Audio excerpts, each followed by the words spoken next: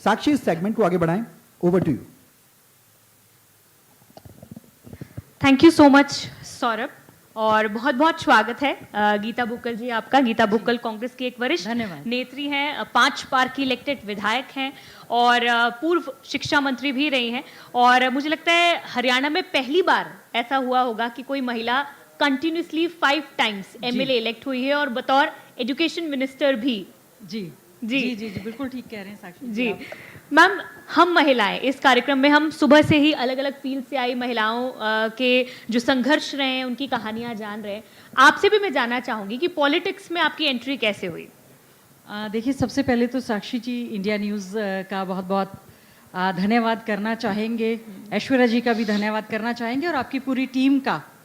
बहुत अच्छी एक शुरुआत की है हम महिलाएं जी। हम महिलाएं जो मान सम्मान है, अभिमान है, सम्मान है देश का और ह्यूमन रिसोर्स हैं, मानव संसाधन है हम अपने भारत देश का, प्रदेश का।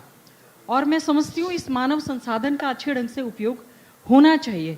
अगर कोई भी समाज, प्रदेश या देश तरक्की चाहता है तो उसमें महिलाओं की भागीदारी को सुनिश्चित किया जाना चाहिए।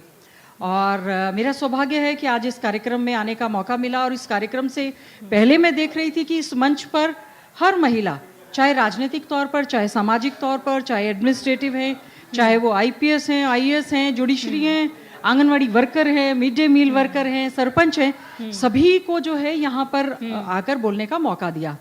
जहाँ तक मैं अपने विषय में बताना चाहूँ, राजनीतिक तौर पर कभी ऐसे सोचा नहीं था कि राजनीति में इस तरह से आना हो जाएगा। स्कूल टाइम से आई वॉज वेरी एक्टिव। जैसे मेरा खुद का गांव जो है वो मातन हिल झज्जर में है। मेरी स्कूलिंग जो है चंडीगढ़ में 3 BRD और सेंट्रल स्कूल में हुई। I was declared as the best bulbul at the in school time में भी, और कॉलेज टाइम में भी बेस्ट एनएसएस वॉलंटियर के तौर पर नॉर्थ इंडिया का बेस्ट एनएसएस वॉलंटियर का अवार्ड मुझे मिला था। और 1989 में 26 जनवरी की परेड में फर्स्ट टाइम जो है एनएसएस की परेड में हमने भाग लेने का काम किया।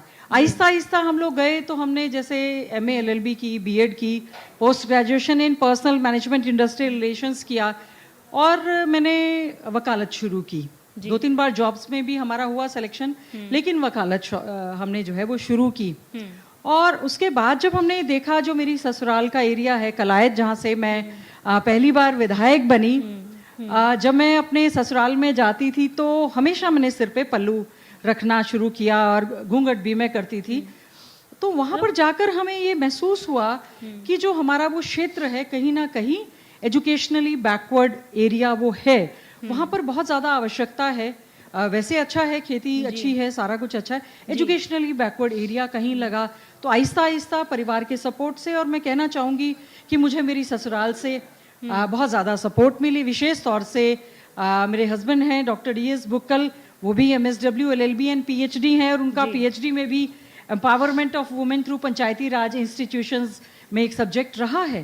तो जब राजनीति में प्रवेश किया, श्रीमती सोनिया गांधी जी हमारी राष्ट्रीय अध्यक्षा के तौर पर बहुत संघर्ष कर रही थी वो, और हमने भी किया। मैंने प्रैक्टिस के साथ साथ कांग्रेस में, संगठन में ऑर्गेनाइजिंग सेक्रेटरी के रूप में, एक ऐसी डिपार्टमेंट के अध्यक्ष के रूप में, और जनरल सेक्रेटरी लीगल सेल के रूप में हमने काम किया। आहिस्ता आहिस्ता जब हम बढ़े तो राजनीतिक तौर पर उस समय जो है आदरणीय चौधरी भूपेंद्र सिंह हुड्डा जी, और हमने ये देखा कि इस समय राजनीति में महिलाओं को आना भी ज़रूरी है, और महिलाओं के लिए लग रहा था शायद कोई आसान सा प्लेटफॉर्म नहीं है। हमने मेहनत की, और कलायत कॉन्स्टिट्यूंसी से जब मैंने मेहनत की तो मुझे सबने कहा कि कलायत से कांग्रेस पार्टी कभी चुनाव जीती नहीं है, लेकिन आप संघर्ष कर रहे हैं। हम सामाजिक तौर पर क्षेत्र के साथ जुड़कर, और मैंने 2005 में मेरा सौभाग्य है कि कांग्रेस पार्टी ने मुझे टिकट दिया। श्रीमती सोनिया गांधी जी का आशीर्वाद रहा, और हमने जो है संघर्ष को आगे बढ़ाते हुए पहली बार कांग्रेस पार्टी जो है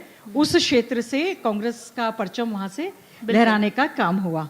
और देखिए वहां से जर्नी शुरू हुई, वहां से जो ऑक्सीजन मिला, आज आप देखिए यहाँ तक आते आते कितना फला फूला पेड़ वो बन गया है। आप बता रहे थे अभी कि आप जब अपने ससुराल जाते थे, इतने पढ़े लिखे थे, लेकिन उसके बाद भी घूंघट लेकर जाते थे। जी, हमारा तो क्या सोच के आप इस चीज को करते थे कि हाँ रीति रिवाज हैं, इन्हें फॉलो करना है, ससुराल की जो एक मर्यादा होती है? हमारी जो भारत देश की सभ्यता जनरली क्योंकि आजकल की पढ़ी लिखी लड़कियां ये चीजें नहीं करना चाहती नहीं, हैं। आप ठीक कह रहे हैं। हमारे देश की जो सभ्यता संस्कृति है उसको अपनाना हमारा सबका धर्म बनता है, और हरियाणा की तो हमारी संस्कृति रही है। I was doing my law, मेरा फाइनल ईयर था जब मेरी शादी हुई। तो जब मैं ससुराल में गई तो मुझे लगा नंबरदार हमारे मतलब परिवार से जैसे नंबरदारी भी है, तो मैं सिर पे पल्ला करती थी और मैंने घूंघट भी करना शुरू किया। तो सब लोग इतने खुश थे इस बात को लेकर कि बहू है, इतनी पढ़ी लिखी है, लेकिन अपनी संस्कृति को वो समझ रही है। उसके बाद आहिस्ता आहिस्ता जब हमने राजनीतिक सामाजिक तौर पर फील्ड में उतरना शुरू किया, हमने जब तक मैंने मेरी ससुराल में राजनीति की, मैंने हमेशा से सर पर पल्लू जो है हमारी जो संस्कृति का प्रतीक है, हमने उसको रखना शुरू किया। 2007 में डिलिमिटेशन हो गया, परिसीमन हो गया, हल्का बंदी पहली बार वहां से जीते थे। बहुत मेहनत की, एक विधायक के तौर पर एक अच्छे से काम करने का, विकास के कार्य करवाए। खास तौर से मैंने हमारे विधानसभा क्षेत्र की महिलाओं को कहा था, क्योंकि जब हमने उनके साथ संघर्ष देखा तो बहुत ट्रेडिशनल सी कॉन्स्टिट्यूएंसी, उसमें महिलाओं के सिर पर पूरा टोकनी और वो इंडी रख रख के जो बाल खाली हो गए थे उनके, तो हमने कहा था सर पे से आपका मटका हटवाने का काम करेंगे और यहाँ पर अच्छी शिक्षा देने का काम करेंगे। तो मैं समझती हूँ किसी भी प्रदेश और देश की तरक्की के लिए सबसे अच्छा कोई अगर रास्ता है तो वो शिक्षा का रास्ता है। और आप शिक्षा मंत्री भी बनी और आपको ये करने का मौका भी मिला। जी जी जी, मेरा सौभाग्य रहा। बिल्कुल आप साक्षी जी ठीक कह रहे हैं, एक शिक्षा मंत्री बनने का मुझे मौका मिला, कैबिनेट मिनिस्टर हमारे कांग्रेस रिजीम में, और एक शिक्षा मंत्री के तौर पर राइट टू एजुकेशन एक्ट 2009 जिसमें आया कि free and compulsory education to all, और उसमें हमने ये प्रयास किया कि खास तौर से सभी को शिक्षा मिलनी तो ज़रूरी है। और देखिए, माइंडसेट चेंज करने में, महिलाओं की तरक्की में, मैं कहना चाहूँगी समाज में महिला और पुरुष जो हैं, बेटी और बेटा जो हैं, वो समाज में दो पहिए हैं गाड़ी के, एक सिक्के के दो पहलू हैं। अगर हम चाहते हैं कोई भी समाज तरक्की करे या प्रदेश तरक्की करे, तो उसमें दोनों की तरक्की होना स्वाभाविक सी बात है। और मेरा सौभाग्य रहा कि एक शिक्षा मंत्री होने के साथ साथ महिला एवं बाल कल्याण मंत्री का मंत्रालय भी मुझे मिला, स्वास्थ्य विभाग मुझे मिला, और ITI और कई तरह के डिपार्टमेंट्स रहे। उसमें केब है, central advisory board of education, राष्ट्रीय स्तर की एक बॉडी है। जिस समय फेल पास की प्रक्रिया शुरू हुई कि 8वीं के बोर्ड तक आपको पास कर दिया जाएगा, जबकि मैं एजुकेशन मिनिस्टर कांग्रेस से थी, फिर भी कपिल सिब्बल जी जब हमारे HRD मिनिस्टर थे, उस समय हमने कहा कि बच्चों को लगातार फेल करने की प्रक्रिया सही नहीं है। तो राष्ट्रीय स्तर पर central advisory board of education का मुझे राष्ट्रीय स्तर पर चेयरमैन बनाया गया। और मेरा सौभाग्य है, PK शाही जी बिहार के मिनिस्टर और हेमंत बिश्व शर्मा जो आज असम के मुख्यमंत्री हैं, वो हमारे साथ जो है एक मेंबर के रूप में रहे, और लोकसभा में और राज्यसभा में बुक्कल्स कमेटी ऑन RT करके एक अमेंडमेंट भी आई। तो हमारा मानना ये है कि महिलाओं का जरूरी नहीं है कि पॉलिटिकल लाइन में वो जाएं। महिला सशक्त अगर राजनीतिक तौर पर, सामाजिक तौर पर और आर्थिक तौर पर अगर महिला सशक्त है, तो एक सशक्त देश का निर्माण कर सकते हैं। और जैसा मैंने कहा कि हम लोग एक मानव संसाधन है, इस मानव संसाधन का सही उपयोग अगर होगा, तभी वो देश जो है डेवलप्ड कंट्री होगा। गीता जी, एक दिलचस्प बात ये भी है कि आप अपने मायके और अपने पीहर दोनों जगह से विधायक रहे हैं, ससुराल से भी, मायके से भी और ससुराल से भी, कलायत से भी और झज्जर से भी। एक हमारे यहाँ अभी सुबह आप सुन भी रहे थे सारे गेस्ट को, मिसेस यूनिवर्स आई थी, उनका ये कहना था, शेरी सिंह का, उन्होंने कहा वो यूपी से है उनका मायका और वो हरियाणा की बहू है। उन्होंने कहा जब मैं मिसेस यूनिवर्स का खिताब जीत कर आई तो यूपी में तो बहुत ढोल नगाड़े बजे, बहुत जश्न मनाया गया, लेकिन हरियाणा में उस चीज़ को इतनी रिकॉग्निशन नहीं मिली। तो उन्हें लगा कि शायद आज भी बेटी और बहू का जो फर्क है वो बरकरार है। अब आप दोनों जगह से चुनी गई, आपको क्या कोई फर्क नजर आया? देखिए, वैसे तो हमारी हरियाणा की बेटियां जो हैं हर फील्ड में, चाहे देखा होगा, चाहे रेसलिंग की बात है, स्पोर्ट्स में तो हरियाणा की बेटियों ने बहुत ज़्यादा अच्छा, चाहे शूटिंग में जैसे मेरी कॉन्स्टिट्यूएंसी से मनु भाकर भी हैं, और बहुत सारी हमारे साथ देखिए विनेश जो हैं वो विधायक भी हैं, पॉलिटिकल और उसका वो भी रहा है। और आपने बिल्कुल अच्छा मुझे पूछा है। देखिए, मैं खुशकिस्मत रही, मेरा सौभाग्य रहा कि मुझे मेरी ससुराल पक्ष से भी बहुत ज़्यादा जो साथ मिला, उनका जब साथ मिला, उनके आशीर्वाद से मैं वहाँ पर विधायक बनी।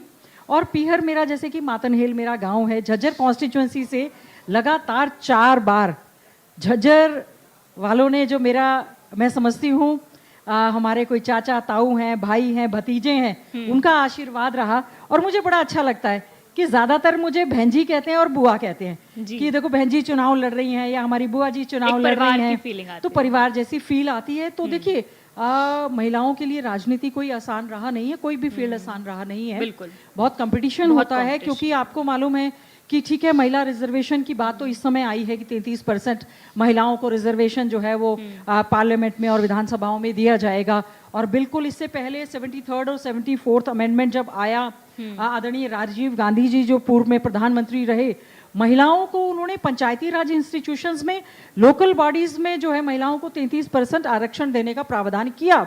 और बड़ा ही खुशी की और सौभाग्य की बात है, करीबन 15,40,000 के करीबन महिलाएं जो हैं इस समय पंचायती राज इंस्टीट्यूशंस में या इनमें काम कर रही हैं जी। और इसके अलावा कई राज्यों में, हरियाणा में भी 50% से भी ज्यादा हैं। तो जो मुझे महसूस हुआ, और कि जो हमारी महिलाएं हैं जो चुनकर आई हैं, मैंने अपने आप में एक फर्क डालने की कोशिश की कि जो महिलाएं हैं वो केवल रबर स्टैम्प बनकर काम ना करें। वो प्रतिनिधि प्रथा जो है, अगर वाकई में ही हमें महिलाओं को जो एम्पावर्ड नहीं है और उनको एम्पावर करना है, तो ये जो प्रतिनिधि प्रथा चल रही है कि महिला कोई सरपंच है, पंच है, जिला परिषद है, तो उसके पति, उनके पिता, उनके ससुर, उनके भाई या कोई परिवार का सदस्य कार्य करे। अगर कोई महिला चुनकर आई है तो मैं समझती हूँ उसको अपने फैसले, क्योंकि वो एक केवल रबर स्टैंप नहीं, उसके सिग्नेचर्स की बहुत बड़ी एक वैल्यू है। तो मेरा सौभाग्य रहा कि जब मैं झज्जर से विधायक बनी, साथ ही साथ में मैं कांग्रेस रिजीम में कैबिनेट मिनिस्टर के तौर पर मुझे जिम्मेवारी मिली, और हमने शिक्षा के क्षेत्र में, स्वास्थ्य के क्षेत्र में, आंगनवाड़ी वर्कर्स को लेकर हमने कोशिश की। क्योंकि देखिए, एक आंगनवाड़ी वर्कर का मैं देख रही थी, या मिड डे मील वर्कर है, वो लोग इतनी मेहनत करती हैं, और आज भी अगर किराए की बिल्डिंग में अगर आंगनवाड़ी सेंटर चल रहा है या उनको सही समय पर पेमेंट नहीं मिलती है, या मिड डे मील वर्कर्स हैं जो कि मेरे विभाग का एक हिस्सा रही कि 12 महीने सभी को तनख्वाह मिलती है, लेकिन स्कूलों में जब छुट्टी हो जाती है तो मिड डे मील वर्कर को जो है वो पैसा नहीं मिलता। तो इस तरह की चीज़ें हैं। और देखिए, मैं साक्षी जी ज़रूर कहना चाहूँगी, ठीक है आपने बताया, मुझे तो मान सम्मान बिल्कुल मिला, संघर्ष भी करना पड़ा, हमारी हमेशा टक्कर एक रहती है फील्ड में। एक महिला के तौर पर जब आप जाते हैं तो आपको अपने मान सम्मान की लड़ाई और स्वाभिमान भी स्वयं खुद लड़नी पड़ती है, रखना पड़ता है, रखना भी चाहिए। अब जैसे हम लोग, मेरा बहुत ज़्यादा एज नहीं है, इस एज में 5 बार लगातार बनना और कैबिनेट मिनिस्टर भी रहना, और झज्जर हमारा विधानसभा क्षेत्र ऐसा है जहाँ से लगातार 2 बार कोई भी कॉन्टिन्यूसली किसी भी पार्टी का कोई व्यक्ति नहीं बना। और हरियाणा प्रदेश का इतिहास ये बताता है, आप बहुत कंसिस्टेंट है। हम देखते हैं विधानसभा में बार-बार एक ही सड़क के लिए हर सेशन में आप वो क्वेश्चन लगवाती हैं, और जब तक वो नहीं बनेगी तब तक आप वो सवाल लगाती रहें। जी बिल्कुल, आप ठीक कह रहे हैं। देखिए, मैं विधानसभा, मेरा जो झज्जर विधानसभा क्षेत्र है उससे पहले कलायत था, वहाँ की जनता ने आशीर्वाद देकर मुद्दों को उठाने के लिए विधानसभा के अंदर और विधानसभा के बाहर इन मुद्दों को उठाने के लिए हमें भेजा है। अगर हम एक सशक्त महिला के रूप में, एक सशक्त पॉलिटिशियन के रूप में अगर अपने क्षेत्र की आवाज को उठाकर, उसका चाहे हम विपक्ष में, देखिए लगातार अब 3 बार तो हम विपक्ष में हो गए, और मैं समझती हूँ अगर विपक्ष में हम अपनी अच्छी भूमिका नहीं कर पाएंगे तो संविधान में तो देखिए, हमारा जो हिंदुस्तान देश है वो बहुत ही सुंदर सा लोकतंत्र है, बहुत अच्छा संविधान और संवैधानिक संस्थाएं हैं, उसमें संवैधानिक तौर पर विपक्ष को एक वॉच डॉग की भूमिका दी जाती है। तो अगर विपक्ष सशक्त है, मजबूत है, मजबूती से आवाज उठा रहा है, तो सरकार पर भी पूरा एक प्रेशर रहता है। बिल्कुल गीता जी, पॉलिटिकल बातें तो आपसे हम करते रहते हैं, लेकिन आज हम बात कर रहे हैं हम महिलाएं, है ना। तो हम महिलाएं में महिला के बहुत सारे अलग अलग किरदार होते हैं, लेकिन मुझे लगता है एक बहुत खूबसूरत किरदार जो होता है सबसे ज्यादा महिला का, वो एज अ मदर होता है, माँ के रूप में होता है, माँ का वात्सल्य होता है, उसकी ममता होती है। मैं जानना चाहूंगी कि Geeta Bhukkal as a mother कैसी हैं, कैसे ख्याल रखती हैं अपने बच्चों का, उनके खाने का, उनके पीने, क्योंकि आप खुद भी बहुत बिजी रहती हैं, आपका खुद भी बहुत बिजी स्केड्यूल रहता है, तो बिजी स्केड्यूल में as a wife, as a mother, आप कैसे अपनों के लिए समय निकाल पाती हैं? देखिए साक्षी जी, एक बात बताऊंगी मैं, as a mother, otherwise this is very very difficult task कि आप अपने लिए बाहर निकल रही हैं, छोटे बच्चे हैं। मुझे अच्छे से याद है, जिस समय मैंने 2000 में पहली बार टिकट मांगा था, तो मेरा बेटा जो था वो गोदी में था और 6 महीने का था, और जब मैं फर्स्ट टाइम 2005 में मैं MLA बनी, तो छोटे वाला बेटा जो है क्लास 1, मतलब तीनों बच्चे, मेरे एक बेटी है, मेरे 2 बेटे हैं, और तीनों बच्चे ही स्कूल गोइंग उस समय थे। और मैं कहना चाहूँगी, देखिए इसमें मुझे मेरे husband, he was very senior officer in government of India, और उनका मुझे पूरा सपोर्ट मिला, फैमिली का सपोर्ट मिला, और हमने एक प्रयास किया कि बच्चों को ये लगता था कल परसों मेरा बेटा who is advocate in supreme court Utkarsh, वो कहता है जब मैं छोटा था, मैं स्कूल में जब गया तो पूछते थे मम्मी पापा क्या करते हैं, तो कहता था कि मैंने कहा कि मेरे मम्मी एमएलए है, तो वो कहता है सब एमएलए है, कहता मैं सोचता था अच्छी चीज ही होगी, लाइक बहुत छोटे बच्चे थे। तो देखिए अच्छा रहा एक सफर जिसमें परिवार समाज का, लेकिन आपकी संघर्ष और कॉन्स्टिट्यूएंसी का, चैलेंजेस से भरा हुआ देखिए रहा। बिल्कुल जब मैं चैलेंजेस 6 महीने के बच्चे, मैंने भी जब मैंने जी, ज्वाइन किया था जी, तो जी, 6 जी, मंथ्स जी, के बेटे को छोड़कर मैंने जी, दोबारा जी, जी। इलेक्शंस में ही ज्वाइन किया था। लेकिन आप एज अ कैंडिडेट रैलीज जाना, डोर टू डोर कैंपेन करना, एक बहुत लंबा समय हो जाता है कि आप उनसे नहीं मिल पाते, तो कैसा संघर्ष रहा, कितनी चुनौतियां आपको लगता है पॉलिटिकल करियर में रही? इमोशंस जो होते हैं बहुत कुछ सैक्रिफाइस करना पड़ता है। जी बहुत कुछ सेक्रीफाइस करना पड़ता है। आप देखिए जैसे मैंने कहा राजनीतिक तौर पर जब हमने सफ़र स्टार्ट किया तो मैंने पंजाब हरियाणा हाई कोर्ट में प्रैक्टिस स्टार्ट की और बच्चों ने अपनी शिक्षा स्टार्ट की, तो उस समय लगता था, लेकिन हमें ये लगा कि अगर हमें समाज में निकलना है, जो महिलाएं खास तौर से, न केवल महिलाएं, जो हमारी बच्चियां, और मुझे सोशल सर्विस का बहुत ज्यादा, मुझे लगता है फील्ड कोई भी हो, महिलाओं के लिए चुनौतियां एक जैसी है। जी जी जी चुनौतियां बिल्कुल उसमें रहती हैं। सोशल सर्विस का शुरू से एक शौक रहा, वो तब कर पाएंगी जब कहीं ना कहीं आपको सेक्रीफाइस और संघर्ष करना पड़ेगा। और मुझे बड़ी खुशी है इस बात की कि फर्स्ट चुनाव मैंने 2005 में चुनाव मैंने लड़ा, और 2009 का चुनाव मैंने झज्जर से लड़ा, फिर 2014 का चुनाव मैंने झज्जर से जीता, 2009 में मैं कैबिनेट मिनिस्टर बनी, 2014 का चुनाव जीता, फिर 2019 का चुनाव जीता, फिर 2024 का चुनाव जीता, और ये 5वीं टर्म लगातार है। और इसके साथ साथ जो है हमारे बच्चों ने भी साथ साथ बढ़ना शुरू किया और पढ़ना शुरू किया। और मुझे बड़ी खुशी है आपको बताते हुए कि मेरी जो बेटी हैं, she is a professor in sector 11 government college, net JRF हैं, पीएचडी हैं, और अभी आईसीसीआर की स्कॉलरशिप उसको मिली है। सुकृति सिद्धार्थ मेरे बेटे हैं, उसने एलएलबी बीए ऑनर्स किया, एलएलबी किया, एलएलएम किया Queens Mary University of law London से। वो Punjab and Haryana high court में एज एन एडवोकेट प्रैक्टिस कर रहे हैं। मेरा छोटा बेटा जिसका मैंने जिक्र किया, उसने बहुत ज़्यादा बचपन में माँ का जो प्यार लाड रहता है उसकी कमी को मैं समझती हूँ बुक्कल साहब ने उसको पूरा करने का काम किया। और ही वॉज ए क्रिकेटर, बहुत अच्छा उसने क्रिकेट खेला, चोट लग गई, बहुत अच्छे से पढ़ लिया। He got admission in Hindu college, Stephen's college में मिला, हिंदू कॉलेज से पास आउट हुआ, सीएलसी से दिल्ली यूनिवर्सिटी से पास आउट हुआ, now he is an advocate. तो देखिए आज खुशी होती है कि जो संघर्ष हमने किया, हमारी पूरी फैमिली को संघर्ष करना पड़ता है, लेकिन जब बार ऐसा भी होता होगा जैसे कि बिजी होते होंगे, वो अब भी होते होंगे, कोई फंक्शन, किसी का बर्थडे, कुछ मिस कर दिया, फिर नाराज हो जाते हैं बच्चे, परिवार वाले, जी जी जी हो जाते हैं। और हमने कभी भी, आपने देखा होगा पारिवारिक तौर के हमारे बच्चे जो है राजनीतिक तौर पर बिल्कुल भी ना हमने उनको एक्टिव रखा है, एक्टिव हमने उनको नहीं कहा है कि अपना कैरियर वो स्वयं बनाएं, क्योंकि राजनीति आज के समय में कोई बहुत आसान सा प्लेटफॉर्म रहा नहीं है। वो चाहे देखिए महिला की बात हो या जेंट्स की बात हो, जो एक फील्ड हमने लिया है, देखो I being one of the most qualified, जिस समय मैं कैबिनेट मिनिस्टर बनी तो एक सर्वे आया था, उसमें लिखा था कि सबसे पढ़ी लिखी महिला के रूप में, मतलब एक कैबिनेट मिनिस्टर के रूप में जो है मैं उसमें रही। तो हमें लगा कि हम किस प्रकार से बहन बेटियों को, बच्चियों को अच्छी शिक्षा दें। तो साक्षी जी मैं इसमें कहना चाहूँगी, जब हम लोग स्कूल कॉलेजेस में जाते थे या जो हमने एक स्टडीज़ की, मैंने बहुत सारी एशियन कॉन्फ्रेंस, हमने एक यूएनडीपी की ढाका में, एक साउथ एशियन मिनिस्टर्स कॉन्फ्रेंस मैंने अटेंड की, मैंने लंदन में भी अटेंड की, और देश में भी बहुत सारी हमने कॉन्फ्रेंसेस अटेंड की। अभी त्रिपुटी में भी हमारी नेशनल वुमेन कॉन्फ्रेंस थी, जिसमें मैं कहूँगी मैं और शक्ति रानी जी उसमें जो है हम लोग गए थे, और हरियाणा में सब्जेक्ट कमेटी उस पर एक महिलाओं पर कॉन्स्टिट्यूट हुई। देखिए महिलाएं जो हैं, केवल एक महिला केवल एक, मतलब महिला को समझना, बच्ची को समझना, कोई महिला के लिए हमें कोई भी सशक्त समाज के लिए सशक्त नारी और बेटी का होना अति आवश्यक है। जब बेटी कोख में आती है उसको बचाना आवश्यक है। बिल्कुल, केवल बेटी बचाओ बेटी पढ़ाओ नारा अच्छा है, उसकी एडवोकेसी नहीं करनी, उसको संभालना पड़ेगा, सेक्स रेशो को इंप्रूव करना पड़ेगा। जब हमारी बेटी आंगनवाड़ी में जाएगी या वो जब स्कूल में जाएगी, उसको एक अच्छा माहौल देना जरूरी है। और आज के समय में चिंता का विषय ये है कि जो हमारे शिक्षा के मंदिर हैं, बहुत दुख होता है कि वो कहीं ना कहीं शायद अनसेफ है, सेक्सुअल हरासमेंट वहां पर हो रहा है। तो there is a need to have a committee on उनकी प्रोटेक्शन के लिए।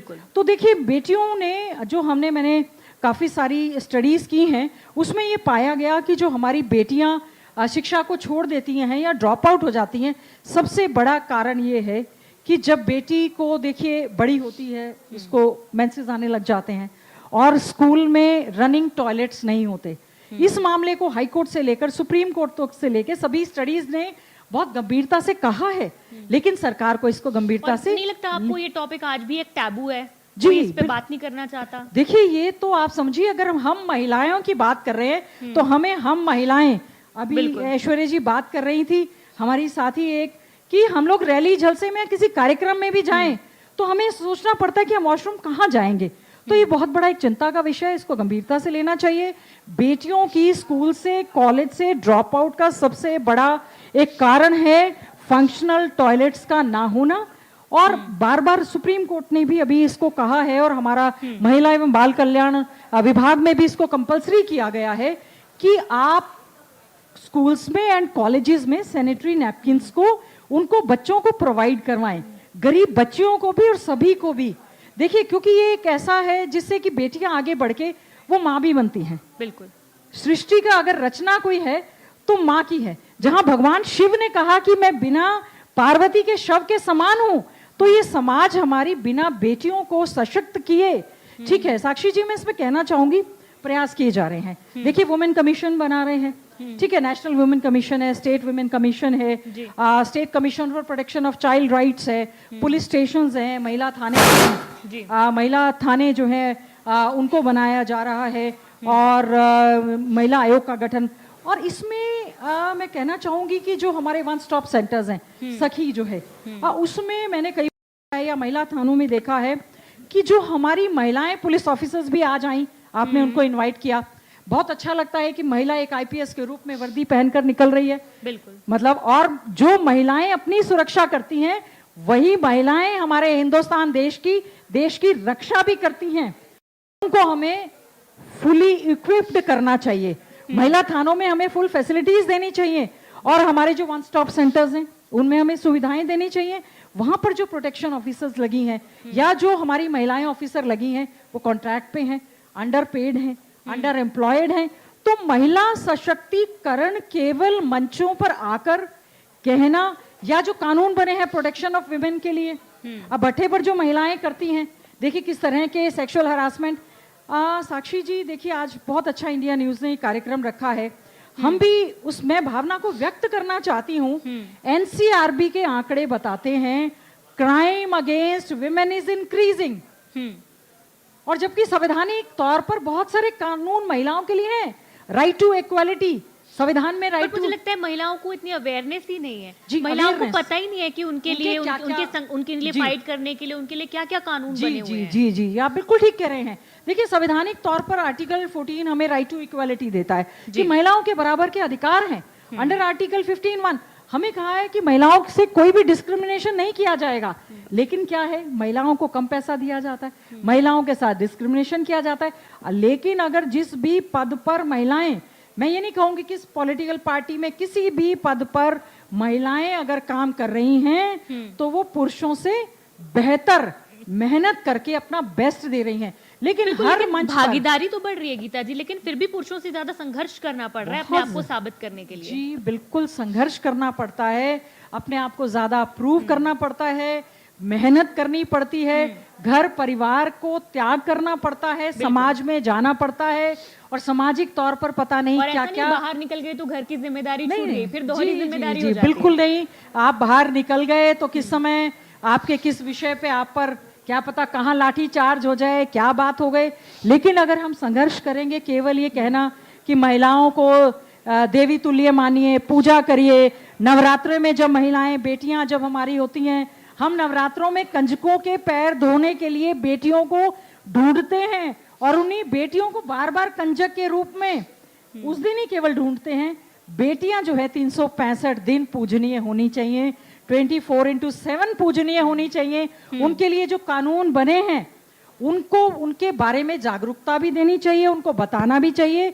जो शिक्षा का क्षेत्र में देखिए न्यू एजुकेशन पॉलिसी आई है, शिक्षा का अधिकार है। अब बेटियों, जो बेटी पढ़ेगी वो आगे बढ़ेगी, अपने अधिकारों को जानेगी, और आपके मीडिया के माध्यम से भी उनको जो है वो जानकारी मिलेगी। अब जैसे जो अपराध बढ़ता है, जैसे मैंने बताया एनसीआरबी के आंकड़ों में महिलाओं का प्रति बढ़ता हुआ अपराध बहुत बड़ा एक चिंता का विषय है, जबकि कानूनी प्रावधान है डोमेस्टिक वायलेंस। आज के समय में एक महिला जो किसी भी बड़े पद पर बैठी है, देखिए डोमेस्टिक वायलेंस हो सकता है उसको भी सहना पड़ जाए, एक गांव की गृहिणी से लेकर बड़े किसी पद पर बैठी महिलाएं भी, जबकि फास्ट ट्रैक कोर्ट्स हैं, डोमेस्टिक वायलेंस के अगेंस्ट भी कानून है, निर्भया फंड, जिस समय निर्भया कांड हुआ साक्षी जी, सारा देश दुनिया हिल गई थी, वर्मा कमीशन बना, वर्मा कमीशन के बाद जो है निर्भया फंड एक आया, एक दिन हम लोग उसकी मॉनिटरिंग कर रहे थे, निर्भया फंड का कोई पैसा नहीं खर्च कर रहा।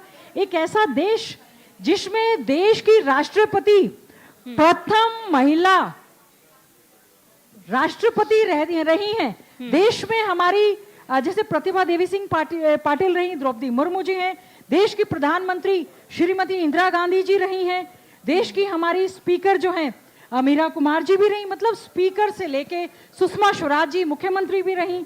अब देखिए देश की प्रेसिडेंट, प्राइम मिनिस्टर, स्पीकर, राष्ट्रीय अध्यक्ष, पार्टी की अध्यक्ष, चीफ मिनिस्टर, गवर्नर, मिनिस्टर, सब कुछ महिलाएं रही हैं, फिर भी हमें मंचों पर महिलाओं के ऊपर बढ़ते हुए अपराध की चिंता करनी पड़ रही है, क्योंकि कानून तो है, उनका सही ढंग से एग्जीक्यूशन होना चाहिए। जो महिलाएं सशक्त हो गई हैं, अब जैसे हमने हमारे समय में, कांग्रेस के समय में भगत फूल सिंह महिला विश्वविद्यालय कानपुर में हमने बनाया, जिसमें हमने नर्सरी से लेकर पीएचडी तक ग्रामीण अंचल की महिलाएं विशेष तौर से, जिन्हें हमें सशक्त करने की आवश्यकता है। हमने मेडिकल कॉलेज जो है उसमें 1914 दिल्ली में जो बना, उसके बाद हरियाणा का पहला मेडिकल कॉलेज था। अब कल्पना चावला हमारा गौरव, उनके नाम से मेडिकल कॉलेज हमने बनाया।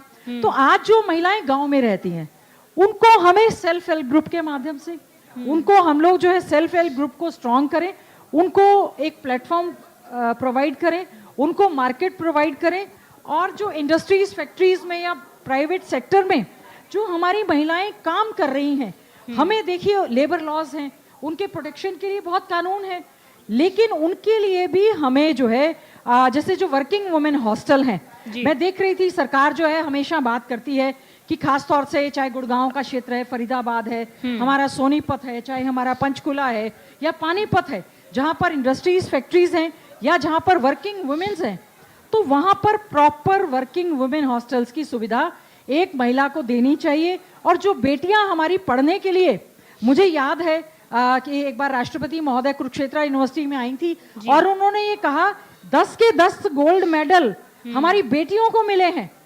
देखिए हमारा कोई कंपटीशन नहीं है कि हमने उससे आगे निकलना है, पर हम आगे जा रहे हैं। तो बेटियां जो हमारी पीजी में रह रही हैं, उनके साथ देखिए किस तरह का बर्ताव है।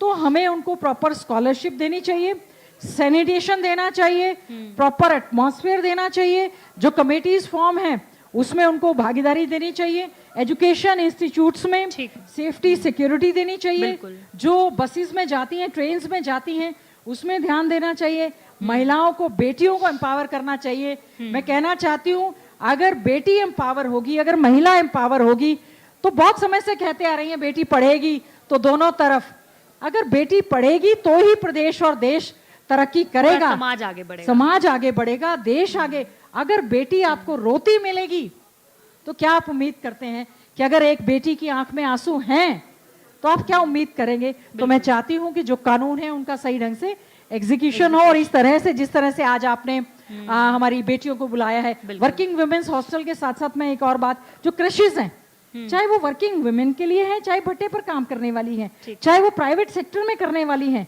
आप हमारी महिलाएं अंडर पेड ना रहें, बल्कि उनको तो आपको एक्स्ट्रा ग्रांट देनी चाहिए, एक्स्ट्रा सुविधा देनी चाहिए कि वो कितने इमोशंस को छोड़कर, घर परिवार को छोड़कर जो है वो बाहर निकल कर आ रही हैं। और मैं समझती हूँ अगर एक अच्छा प्रयास रहेगा तो महिलाओं के प्रति बढ़ता हुआ अपराध जो है एक चिंता का विषय है, वो कम होगा। और बहुत सारे राज्यों में बहुत अच्छे ढंग से महिलाएं जो है लिटरेसी के माध्यम से पढ़ लिख कर जो है अच्छे ढंग से वो कार्य कर रही हैं। बिल्कुल। लेकिन गीता जी क्या, क्योंकि 2 डिकेड से भी लंबा आपका राजनीतिक करियर रहा है, क्या आपको कभी इतने लंबे सफर में कभी लगा कि नहीं अब रुक जाना चाहिए, अब मैं इससे आगे नहीं जाना चाहिए, अब बस बहुत हो गया? क्या कोई ऐसा मोड़, क्या कोई ऐसा टर्निंग पॉइंट, कोई इतनी बड़ी चुनौती आपके लाइफ में आई, ऐसा कोई वाकया है? देखिए ऐसा होता है कि बहुत बार हम कि किसी लोग मोड़ ने आपको हताश किया हो, फिर आपने अपने करेज से उसको पार पाया हो? देखिए ऐसा होता है कि ये सभी महिलाओं को फेस करना पड़ता है। राजनीतिक तौर पर जब हमने अपना सफर शुरू किया, एक महिला को, क्योंकि इस समय विधानसभा या लोकसभा में महिलाओं के लिए कोई आरक्षण नहीं है, तो हमारे जितने भी चुनाव हैं हमने पुरुषों के अगेंस्ट, हमारा कोई, मैं फिर कह रही हूँ, उनसे कोई कंपटीशन नहीं है। हमने अपनी मजबूती के साथ चुनाव लड़ना है, लेकिन कहीं ना कहीं फील्ड में जब निकलते हैं, हम कोई धरना प्रदर्शन में हम लोग जाते हैं, किसी एजिटेशन में जाते हैं, कोई धक्का मुक्की होती है या कहीं लोकल जगह पे कहीं पर जा रहे हैं, तो फील होता है। हाँ, ये कभी हमने नहीं सोचा कि अभी हमें रुकना चाहिए। हमें लगा कि अगर हमें इस लोकतंत्र में वोट की ताकत जो महिलाओं को भी पूरी तरह से दी गई है, एक वोट का अधिकार राष्ट्रपति महोदय से लेकर एक आम महिला को, देखिए हमारा देश की बहुत खूबसूरती है कि बहुत सारे ऐसे डेवलप्ड कंट्रीज हैं जिसमें महिलाओं को वोट का अधिकार बहुत बाद में मिला, लेकिन भारत देश ऐसा है जिसमें बाबा साहेब अंबेडकर जी ने और हमारे संविधान निर्माताओं ने वोट का अधिकार महिला को देकर उसको सशक्त करने का काम किया, और हमारी महिलाएं अपने वोट के अधिकार का सही ढंग से इस्तेमाल करें, सही को चुने। और हम सोचते हैं ठीक है, हम 5 बार का चुनाव है और आगे भी हमारे अच्छे से तैयारी है, ठीक है, परिसीमन होगा, डिलिमिटेशन होगा, लेकिन अगर हम अपनी रक्षा और दूसरों की रक्षा नहीं कर पाएंगे तो कोई फायदा नहीं है।